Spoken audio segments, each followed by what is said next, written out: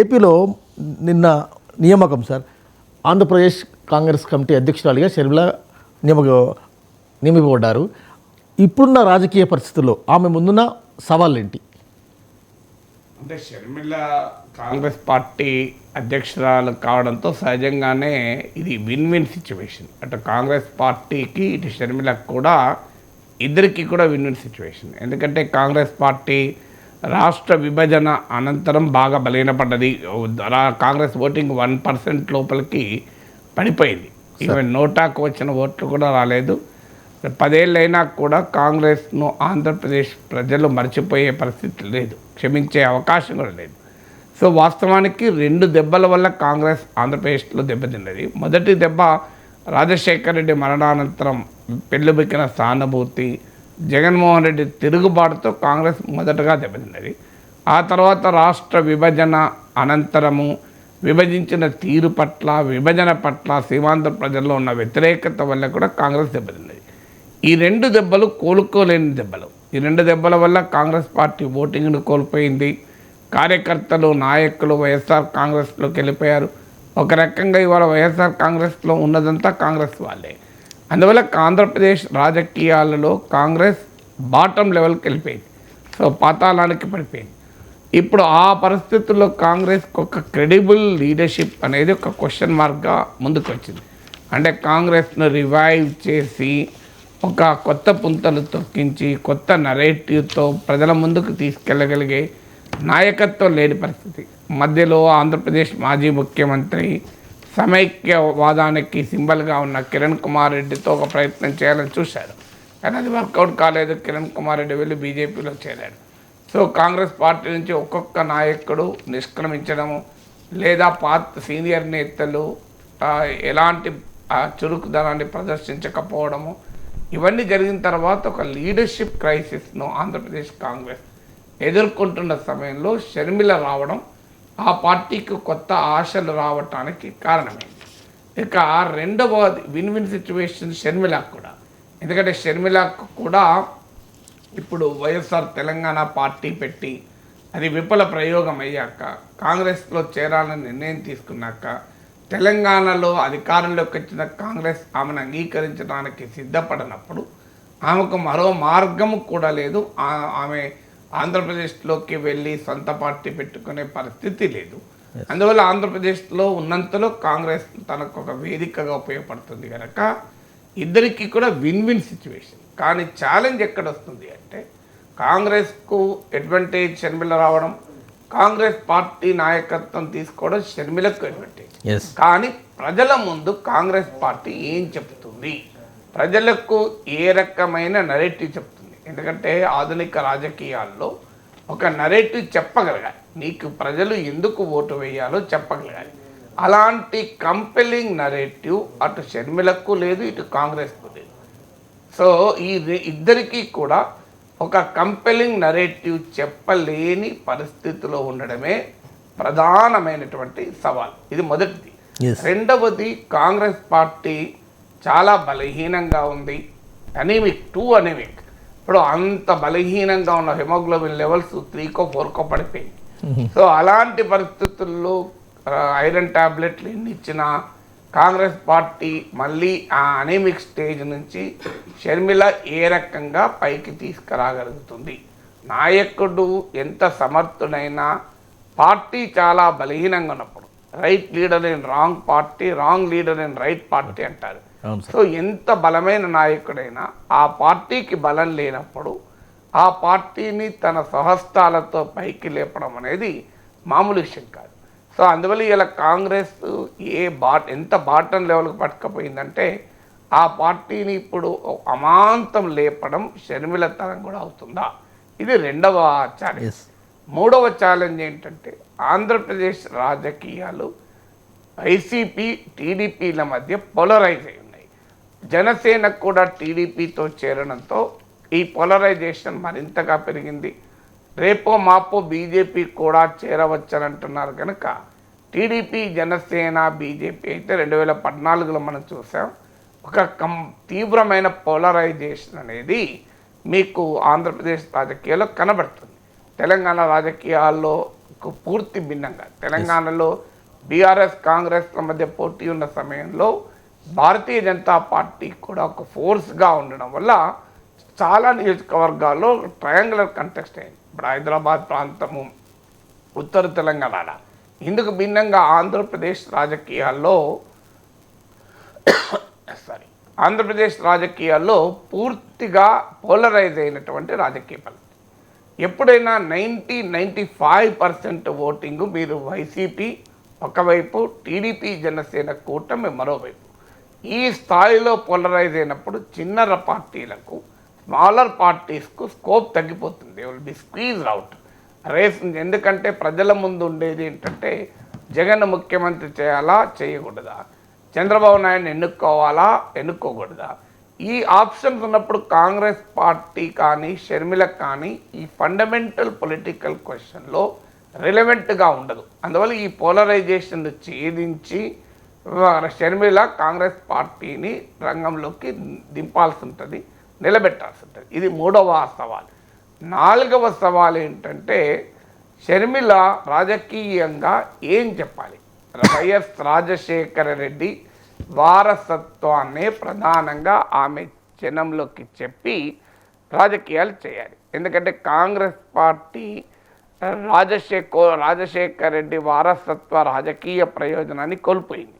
ఎందుకంటే తెలంగాణలోమో మారిన రాజకీయ పరిస్థితులు, రాష్ట్ర విభజన అనంతరము రాజశేఖర రెడ్డి సంక్షేమానికి మాత్రమే సింబల్ కాదు, తెలంగాణ వ్యతిరేక సమైక్యవాదానికి కూడా సింబల్. అందువల్ల రాజశేఖర రెడ్డి లెగసీని తెలంగాణలో కాంగ్రెస్ పూర్తి స్థాయిలో ఎక్కడా ఉపయోగించుకోలేదు, ఇంకెవరు కూడా ఉపయోగించుకోలేదు. కానీ ఆంధ్రప్రదేశ్కి వచ్చే వరకు ఏంటంటే కాంగ్రెస్ పార్టీ ఆ అవకాశాన్ని కోల్పోయింది. జగన్మోహన్ రెడ్డి వైఎస్ లెగసీని ఉపయోగించుకోగలగడం వల్ల. అందువల్ల ఇప్పుడు షర్మిల వైఎస్ లెగసీని ముందు పెట్టుకునే ఎన్నికల రాజకీయాలు చేయాలి. చేసినప్పుడు షర్మిలయే గతంలో చెప్పిన మాటలు ఇప్పటికే సోషల్ మీడియాలో తిరుగుతున్నాయి. కాంగ్రెస్ పార్టీ రాజశేఖర రెడ్డి కుటుంబానికి అన్యాయం చేసింది, రాజశేఖర రెడ్డి బిడ్డగా కాంగ్రెస్ పార్టీ నాయకురాలుగా ఎన్నికల క్షేత్రంలో వచ్చినప్పుడు రాజశేఖర రెడ్డి కుటుంబం పట్ల కాంగ్రెస్ పార్టీ వ్యవహరించిన తీరు పైన ఆమె ఇప్పుడు వివరణ ఇచ్చుకోవాల్సి ఉంటుంది.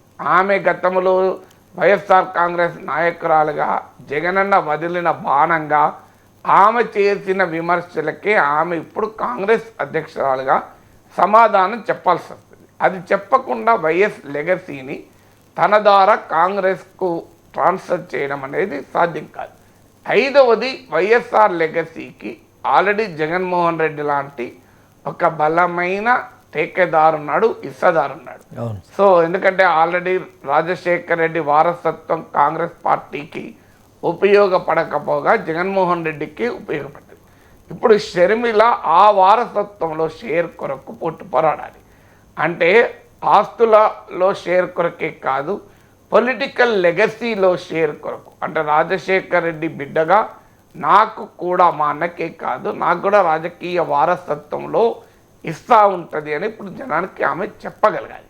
మరి ఆల్రెడీ జగన్మోహన్ రెడ్డి రాష్ట్ర ముఖ్యమంత్రిగా రాజశేఖర రెడ్డి వారసత్వాన్ని పుణికిపుచ్చుకొని ఇప్పటిదాకా బలమైన రాజకీయం చేస్తున్న జగన్మోహన్ రెడ్డి నుంచి షర్మిల ఎంత మేరకు ఆ వైఎస్ లెగసీని తను సొంతం చేసుకోగలుగుతుంది అనేది ఒక పెద్ద క్వశ్చన్. ఎవరు లేనప్పుడు ఆ లెగసీని ఉపయోగించుకోగలిగాడు జగన్. అంటే కాంగ్రెస్ పార్టీ రాజశేఖర రెడ్డిని డిజోన్ చేసుకుంటున్న క్రమంలో జగన్మోహన్ రెడ్డి ఓన్ చేసుకోగలిగాడు. కొడుకుగా ప్రజలు ఆయనే వారసుడిగా అంగీకరించారు. ఇప్పుడు షర్మిల నేను కూడా వారసురాలు అన్నప్పుడు ఏ మేరకు అంగీకరిస్తారు? తెలంగాణలో షర్మిల రాజకీయం చేసినప్పుడు విజయమ్మ, తల్లి విజయమ్మ స్పష్టంగా షర్మిల వైపు ఉన్నారు. కానీ ఇప్పుడు ఆంధ్రప్రదేశ్లో ఆమె ఎటువైపు ఉంటారు అనేది కూడా ఒక క్వశ్చన్. ఆమె తటస్థంగా ఉంటారా, షర్మిల వైపే ఉంటారా? సో అందువల్ల జగన్మోహన్ రెడ్డి నుంచి వైఎస్ లెగసీలో వాటా కోరుతున్న షర్మిల ఏ మేరకు ఆ వాటా పొందగలుగుతుంది. ఇక 6వది ఆమె ఆంధ్రప్రదేశ్ రాజకీయాలలో విడిగా పోటీ చేస్తుందా లేదా టీడీపీ జనసేన కూటమితో కలుస్తుందా అన్నది 6వ సవాల్. అంటే ఆమె మిత్రుల్ని కలుపుకుంటున్నారు. అవునండి. కానీ ఇక్కడ వచ్చేవరకు ఏమవుతుంది అంటే టీడీపీ జనసేన కూటమి బీజేపీని ఆ వైపు మోర్ ఇంట్రెస్టెడ్. కాంగ్రెస్ను కలుపుకోవడం కన్నా బీజేపీని కలుపుకోవాలని ఆశతో చంద్రబాబు నాయుడు ఉన్నాడు, పవన్ కళ్యాణ్ ఉన్నాడు. అందువల్ల బీజేపీ చేరుతుందా లేదా తెలిసేదాకా టీడీపీ జనసేన కాంగ్రెస్ వైపు నుంచి ఆఫర్ వచ్చినా అందుకోవడానికి సిద్ధపడదు. అందువల్ల ఇంకా మొదలు బీజేపీ కనుక చేరితే స్కోపే ఉండదు కాంగ్రెస్కు ఆ కూటమిలో చేరటానికి.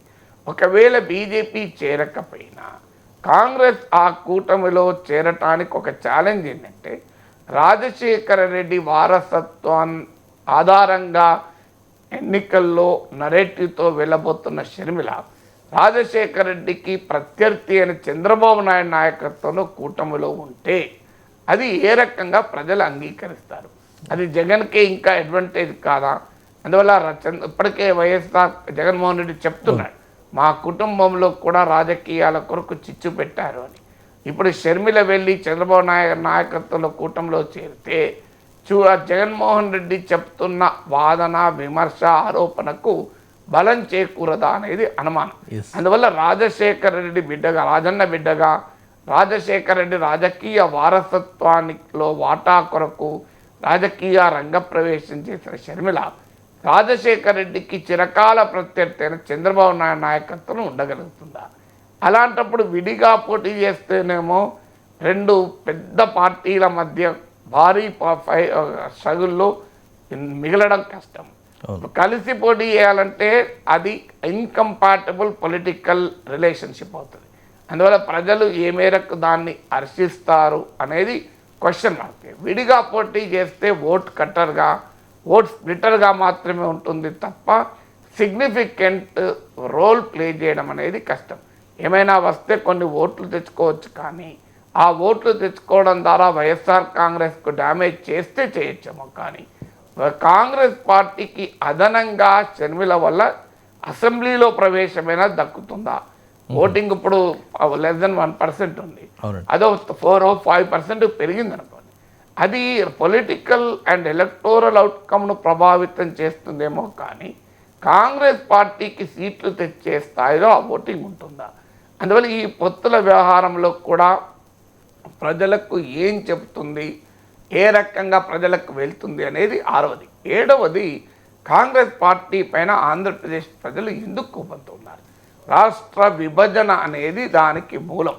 సో ఆ విభజనతో నష్టపోయిన ఆ సీమాంధ్ర ప్రాంతం, రాజధానిని కోల్పోయిన సీమాంధ్ర ప్రాంతం ఇప్పుడు ప్రజల్ని మరీ ఏ విధంగా కన్విన్స్ చేయగలుగుతుంది?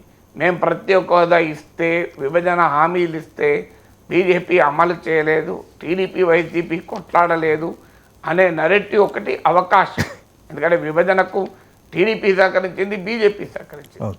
అందువల్ల బీజేపీ వ్యతిరేక పొలిటికల్ స్పేస్ను ఆధారంగా చేసుకొని కాంగ్రెస్ మేము విభజించిన మాట నిజం, కానీ అదే సమయంలో ఆంధ్రప్రదేశ్కు చాలా ప్రామిసెస్ చేశాం, వాటిని ఆధారంగా ఎన్నికలకు పోతే మరి జనం అంగీకరిస్తారా? సో కాంగ్రెస్ను క్షమిస్తారా? ఈ 7 సవాళ్ళు వైఎస్ షర్మిల ముందు చాలా స్పష్టంగా ఉన్నాయి.